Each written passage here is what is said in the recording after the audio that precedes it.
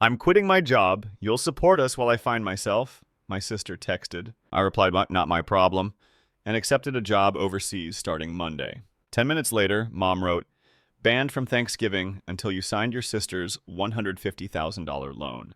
That night, I reviewed my accounts and removed shared payments in my name. 43 missed calls. My name is Alex. I am Cheesty Pierce. Oldest kid, first to leave home, first to get a steady paycheck. If you asked my family, they'd say I'm good with money and responsible. If you asked me, I'd say I'm a background guy. Useful, quiet, there to hold the ladder while everyone else climbs. My little sister Jenna is the golden one. Different rules, different tone of voice. Same house, two realities. When we were kids, I did chores for allowance. She got surprises for trying her best. In high school, I bought my own used laptop with tips from bussing tables. She got a new phone for safety. That pattern never stopped. It just learned bigger numbers and better excuses. I work operations for an international logistics company. It's not flashy, but it's stable. I track shipments, fix processes, make things run on time. And I like numbers that add up, bills that clear, calendars that are real. My life fits in a spreadsheet. My family lives in a group chat. The last Sunday dinner I went to was a month ago. Mom had a roast in the oven. Dad's game was on mute. Jenna breezed in 20 minutes late, wearing an oversized sweater that probably cost a car payment. She kissed Mom's cheek, dropped onto a chair, and immediately asked, do we have lemon water or just regular? I was chopping parsley. Sink works, I said. She made a face like I'd suggested drinking from a puddle. Aunt Rose leaned across the table. Alex, you're not still renting, are you? That's just lighting money on fire. Working on it, I said. Mom didn't look up from basting. He likes to be careful. She said he's good with that. Our planner. Then she tapped the oven door with the back of the spoon and added almost lightly, besides, Alex is comfortable. He's not like Jenna. She's creative. She's meant for more. Jenna put her chin in her palm and smiled without teeth like a magazine ad. I'm figuring stuff out. She said it's a journey. I kept chopping. Dad turned the volume up for a replay and said, Alex, grab the bill when it gets here. I forgot my wallet in the car in the kitchen, I said. Everyone chuckled. It was an easy joke because it was an easy assumption. Of course I'd cover the bill. I always cover the bill. Later, in the living room, I told Mom I was thinking about taking a short-term assignment abroad. 6 months, I said. Maybe a year. She waved it away with the hand that wasn't holding her glass. Sweetie, that's not realistic. Your sister needs you right now. What does that mean? I asked. Don't be defensive, she said. You know how Jenna is. She just needs a little runway. Jenna wandered in, checked her reflection in the black TV screen, and said to me, you'll understand when you let go a little. Something small and old shifted in my chest. It wasn't anger. It was that heavy, familiar feeling I used to get as a kid when the teacher said group project and everyone looked at me because they wanted an A without the work. I put the knife down. I brought dessert. I said it's in the fridge. Aunt Rose called from the table, you're a doll. Then quieter to Mom, thinking I wouldn't hear. You're lucky to have him, Mom answered without lowering her voice. Of course we are. That's what family is. There was a pause. The kind where you're supposed to nod and agree and be grateful for being needed. I nodded anyway. And that was it, that tiny moment. No shouting, no scene, just a little reminder of the rules. Jenna dreams. I do the dishes. Jenna finds herself. I find my wallet. That night, I lay on my couch, staring at the ceiling, and felt the old aches settle in. The one you mistake for love, because it started in the same house. I slept badly. I kept hearing Mom's sentence loop in my head. She needs you right now. Right now was about to become a number. I could feel it. The money stuff didn't start huge. It started with, put on your card. We'll settle up. The first time was a family plan for phones, just for a year. Mom said 1 year became 5. $216 a month. Then Netflix, $14.99. Then can you add your sister to your car insurance for now? $96 extra. I told myself it was fine. I could afford it. It kept the peace. After college, I stayed home 2 extra years to help while Dad's hours got cut. I paid half the mortgage temporarily. Temporary turned into don't rock the boat. When I finally moved out, I left my name on the power bill because the auto pay was already set up. We'll switch it. Mom said next month. Next month got bumped by birthdays, by your grandmother's knee, by we're so busy. I kept a list on my phone. It had dates, amounts, confirmation numbers. It looked like a normal person's notes app, and a small account and had a baby in there. Add a Meanwhile, Jenna tried things: a bakery internship, a travel blog, a wellness coaching certificate she never finished paying off. I loaned her $400 for books once, then $850 for a deposit she'd lose if she backed out, then $1,200 when the car died. And somehow it was my problem because I used it last winter. I wrote the amount in my notes and put 2 stars next to any I believed would never return.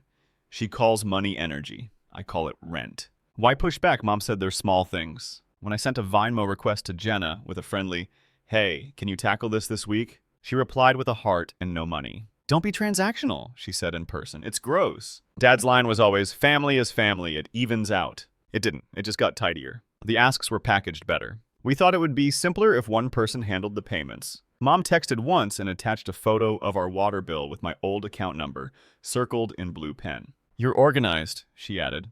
"We'll get you next time." I'm not a saint. I'm not a martyr. I'm a guy who can do math. I kept helping because it felt easier than fighting. It felt like leaving a light on for people you're not sure will ever come home. Last winter, I got offered a rotation in our Dublin office. 12 months, housing stipended, travel paid, a raise. It was everything I say I want when I'm being honest. I half accepted, then paused. I told them I needed time. In my family, leaving wasn't just leaving. It was abandoning. It was, "So you think you're better than us?" I told Mom about it in January. She said, we'll talk after Jenna figures out her next step. Her next step became a man named Caleb in an apartment they couldn't afford. He's a nice enough guy. He wore a beanie to Thanksgiving and called my mother ma'am, which she loved. In March, Jenna and Caleb got a dog. In April, Jenna decided her boss was toxic and quit. In May, the group chat got busier. Rent is predatory. Landlords are vampires. Capitalism is violence. I muted it for 8 hours and went for a walk. By June, I'd covered 3 tiny things. The phone bill when Mom's card got weird. The car insurance when Jenna had a limit on Venmo. And a surprise vet bill because the universe sent us Daisy. $216. $96. $374. Numbers that felt small until they became a stack of straws. Mom's language shifted around then. She started using we. We were thinking we could all pitch in. If I asked who he was, she said, "Oh, Alex, don't start. You know what I mean." I know exactly what she means. The first time the number $150,000 showed up, it wasn't in a text. It was a binder, white with tabs. Mom slid it across the table like she was giving me a college brochure. "Jenna's opening a studio," she said. "There's a whole plan, a year of runway. She just needs a guarantor to unlock better terms." "A guarantor," I repeated. Dad cleared his throat. "It's just your name," he said. "It shows confidence." "It shows liability," I said. Jenna twirled a strand of hair and said, "It's not that deep." "It's exactly that deep," like I said. Like 150 grand is deep. "It's an investment in family," Mom said. "We would do it for you." They wouldn't. They never had. I closed the binder and slid it back. "I can't co-sign a loan for you," I said to Jenna. "I love you, but no." She rolled her eyes like I'd refused to share fries. "Wow," she said, "you're so tight." That night, Mom called and cried. Dad called and didn't. Aunt Rose sent a voice note about seasons and abundance. Jenna posted an Instagram story about financial abuse with a paragraph from a blog about siblings who hoard wealth. Caleb texted me a thumbs down. I put my phone face down and watched the ceiling fan trace slow circles in the dark. The Dublin offer sat in my inbox like a door half open. I could feel air moving through it. Then came the ask inside the ask. "I'm quitting my job. You'll support us while I find myself." Not yet in words, but soon. I could hear it coming like a train around a bend. The track was already laid. It arrived on a Wednesday at 8:12 a.m. I was brushing my teeth. My phone buzzed on the sink. "Jenna, I'm quitting today. I can't do the stress anymore. You'll support us while I find myself." There wasn't a question mark anywhere in that message. Just the certainty of someone who has always landed on a cushion. She didn't sew. I rinsed my mouth, looked at my face in the mirror, sleep creased, ordinary, and typed back with my thumbs. "Me? Not my problem." I hit send. My hands didn't shake. I wasn't mean. I was concise, within 60 seconds. "Mom, call me?" Call me right now." "Jenna, are you serious?"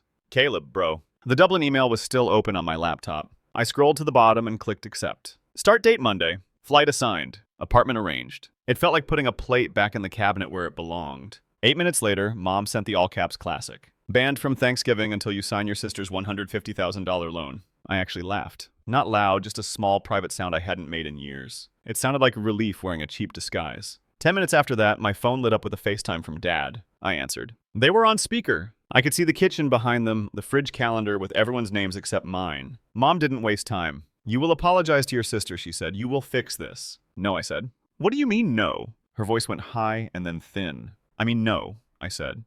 I won't be supporting two adults. I won't be co-signing anything. I won't be on the hook for six figures because you're rewriting reality with feelings. Dad leaned toward the phone. Watch your tone. My tone is calm, I said. It's going to stay calm. Jenna barged into frame. Mascara already smudged in a way that made me think of a stage play. You're so selfish, she said. You're punishing me for being different. I'm not punishing you, I said. I'm drawing a line. You've never believed in me, she said. I believe in you. When I paid for your books, I said. When I covered your car insurance, when I added you to my phone plan. When I paid your vet bill. When I sat through 3 different launch parties for projects you abandoned by the next Thursday. She sucked her breath. You're keeping score? Yes, I said, because I'm the one paying the bill. Mom tried a new angle. If you leave now, she said, you abandon this family. I'll leave Monday, I said. For work, not for spite. Oh, he thinks he's better than us, Jenna said, tearful and theatrical. I stood up straighter and spoke like I was on a call at the office, because that's where I learned how to be clear. This is not about revenge, I said. This is about closure. Silence. Then laughter.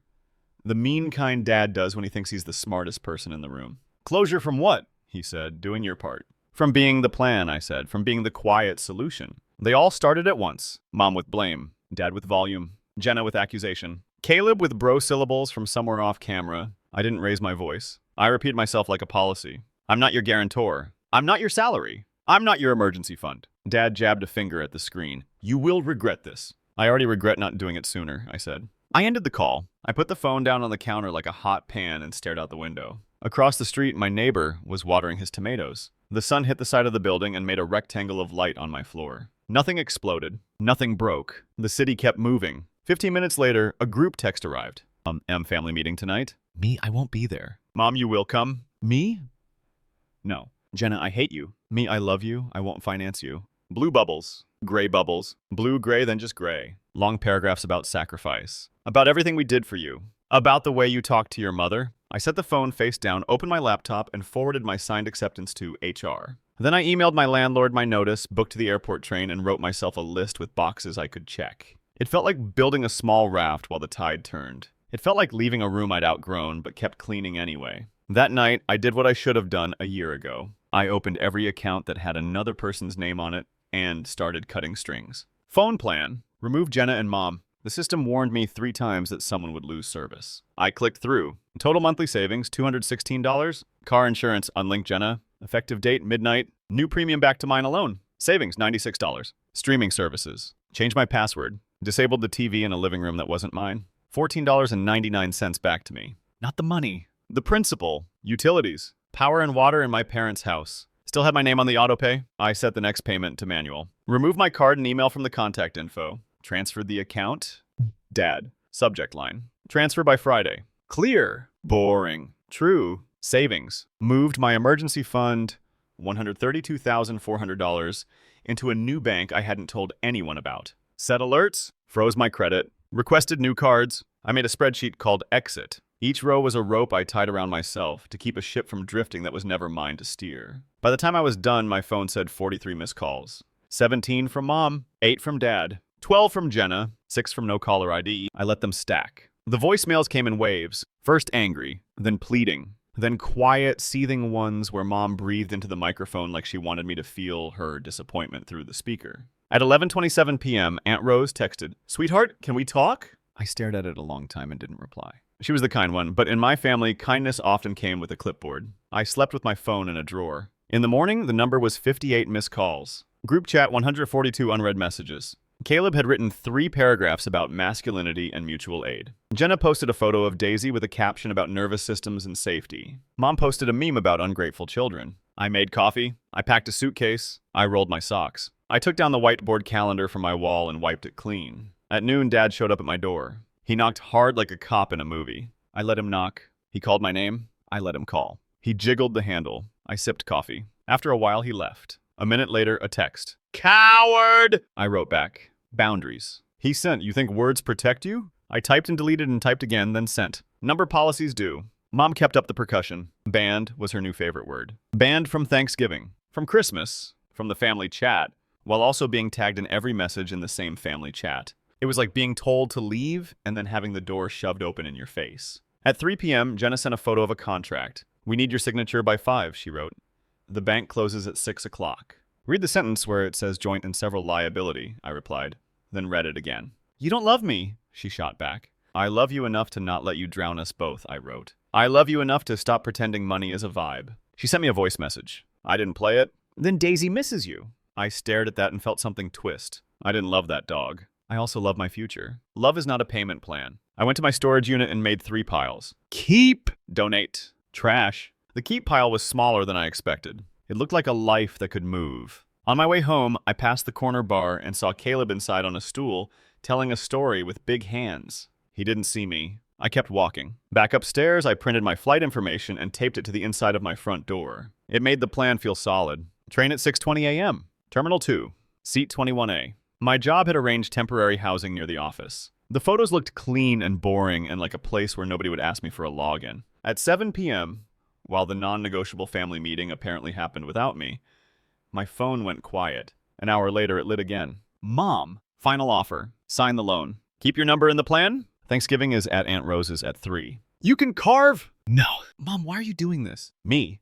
Because the only way to stop being the plan is to stop being the plan. Nothing for a while. Then Mom, we won't forget this. Me either. I took a shower. I set 3 alarms. I texted my friend Mike the airport time and the address of my place just in case. He replied with a thumbs up and a plane emoji and proud of you, man. I lay in bed in a quiet apartment listening to a neighbor's dishwasher hum. I thought about the binder with tabs and the way Mom had pushed it across the table like fate. I thought about 43 missed calls and the shape of my life when nobody else's hands were on it. It wasn't peace yet, but it was quiet. Quiet is what you get first when you finally refuse the noise. Thanksgiving came early for me that year. It arrived on a Monday at 7:35 a.m.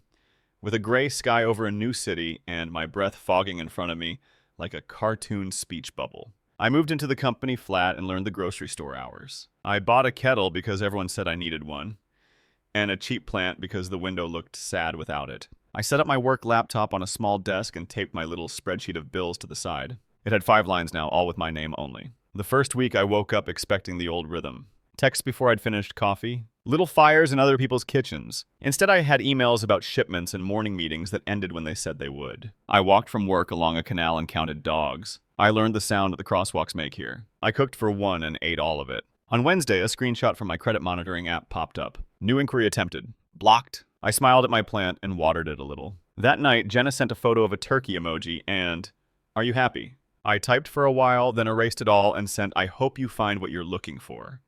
I can't fund the search." She didn't reply. Mom sent a message that started with, "I shouldn't say this," and then said it anyway. I read it. I didn't answer. The next day, she sent nothing. That felt like a new holiday in our calendar. Empty box day. I made myself a small plate on actual Thanksgiving. Roasted chicken breast because turkeys here look like a commitment. Potatoes? Green beans. I faced Mike and held up my plate. He held up a greasy slice of pizza. Tradition, he said. We laughed. After dinner, I opened my notes app and looked at the old list. Dates, amounts, the breadcrumb trail of how a boundary disappears when you keep stepping over it. Just this once. I scrolled to the bottom and added a line. I won't cosign chaos. I won't be leveraged with love. I won't call neglect help. I won't trade peace for access. I won't apologize for keeping what I earn. I won't be the plan. I read it twice. Then I wrote one more sentence. The only one that mattered if I wanted any of this to stick. I will love you without paying for you. It wasn't a victory speech. It was a memo to myself. The kind you put in a folder and check when you feel weak. The kind that holds when the text comes soft or loud or in all caps. People think closure is a door slamming. It's not. It's a door you finally stop holding open for people who never plan to walk through it. I'm not banned from anything that matters. I eat what I cook. I answer what I want. I earn. I save. I sleep. This isn't about revenge. It never was. It's about not confusing being needed with being loved. It's about refusing to be a wallet with feelings. My name is Alex. I'm 31.